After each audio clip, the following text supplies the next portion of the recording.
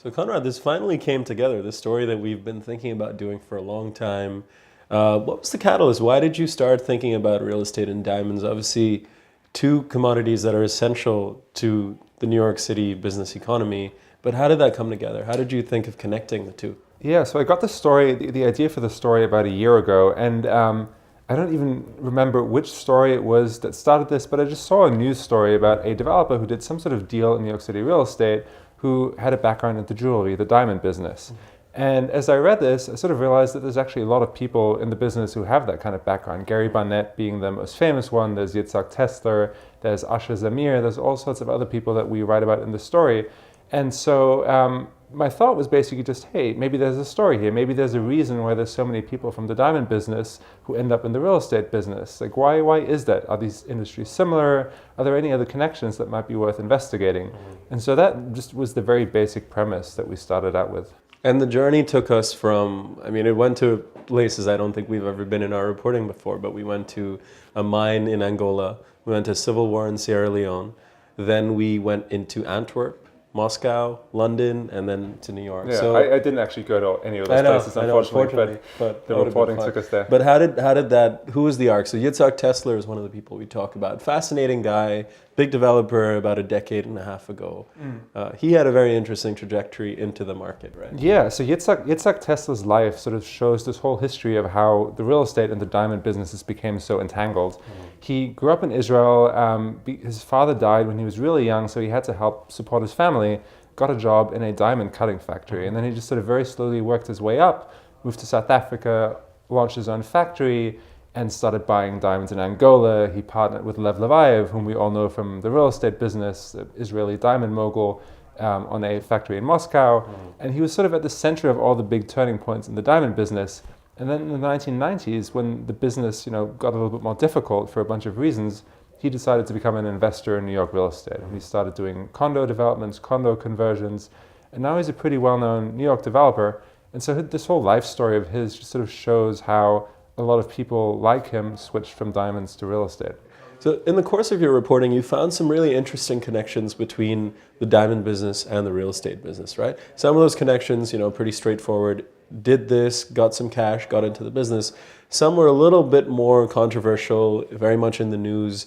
Talk a little bit about Sampa and Lev Levayev and that 23 Wall Street, that giant building that's just been sitting unoccupied, which is unheard of. Yeah, so this is a super fascinating building. It's on 23 Wall Street. It used to be the headquarters of JP Morgan, the bank, in the early 20th century. And it's just been empty for the past decade. And there's been stories about this. No one seems to be able to really figure out what's going on there. It's a really obscure Chinese-born mogul, Sam Pa, who bought this building in 2008 from Lev Levayev. And he paid $150 million at the time, which is a crazy price. So this was November 2008. The Lehman Brothers downfall was 2 months earlier. It made no sense whatsoever. Why would you buy a building on Wall Street for such a high price at that time and then let it sit empty for 10 years, pay property taxes, have no income whatsoever? It's crazy. It makes no sense. And so we looked into this, and what we found was basically that it wasn't just a deal that stood on itself. You kind of have to look at it as a series of deals between Sam Pa and Lev Levayev that stretches from a diamond mine in Angola, where Lev Levayev sold a stake to Sam Pa. Sam Pa at the time was doing diamond mining in Zimbabwe, where he brought in Lev Levayev to help him mine these diamonds because he had no mining experience by himself. So what we basically found is that a possible explanation for why Sam Pa paid so much for this building and then didn't care about it was that it was just sort of a series of deals between these two men. And then the other aspect of the story is not the people who've come in and bought or developed themselves, but that a lot of the people, the household names that we write about all the time, are backed by a lot of these diamond people who may have had controversial pasts. Yeah, and that was the more difficult part of the story to get into, because we all know Gary Barnett. A lot of us know that he started off in the diamond business. It's no secret. But then there's all these below-the-radar people who are from the diamond business, invest in real estate, but they're not really developers in the sense that they don't put their names on buildings. We don't write about them. You don't hear about them.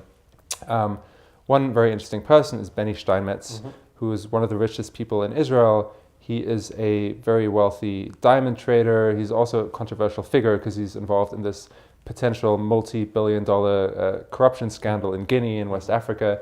And we found out, is actually backing HFC Capital Group, Ziel Feldman's company on the High Line, one of the most expensive condo projects in the city. That's the Bjarke Ingels design. The Bjarke Ingels Dancing Towers, I think it was the most expensive land deal in the city's history. It's a almost $2 billion project. And Benny Steinmetz, our sources tell us, is actually quietly backing this project. And there's a lot of those cases where there's just money from the diamond business flowing into real estate that just doesn't get reported on, doesn't get recorded. It's just the MO. And what's so, a lot of Wall Street traders get into development. A lot of other industries have essentially, then a lot of people from other industries have become developers. What makes diamonds so different? Or did you find a greater connection between diamonds and real estate than maybe anything else? Yeah, I think one of the interesting things I figured out is that the industries are very similar. So if you're a developer, it's a risky business. You have to plan ahead. You buy a piece of land, you have to figure out what to do with it, you have to figure out what to build. It takes you years to finish the whole thing. At the end, the market may be just right. It may have turned against you. You may be in default. And it's very similar with diamonds. In mining, obviously, because mines take years or decades to get into operation. But even in diamond cutting, you buy a rough stone and you can't just give that to Tiffany and sell it to rich people. It doesn't work that way. You have to cut it, you have to figure out how to cut it, how to polish it. And there's so many different decisions, so much risk involved, and it can take months from you buying the rough stone through a broker for a commission, maybe you even syndicate the deal, maybe you take out a loan against the stone's value to fund the deal. Between that and you actually having a finished product, there's so many steps along the way. It's almost like luxury condo development. I think Tesla had said, right? In the mind, it's not such a big jump. Right, exactly. That was a fascinating story, so congratulations to you. Thanks.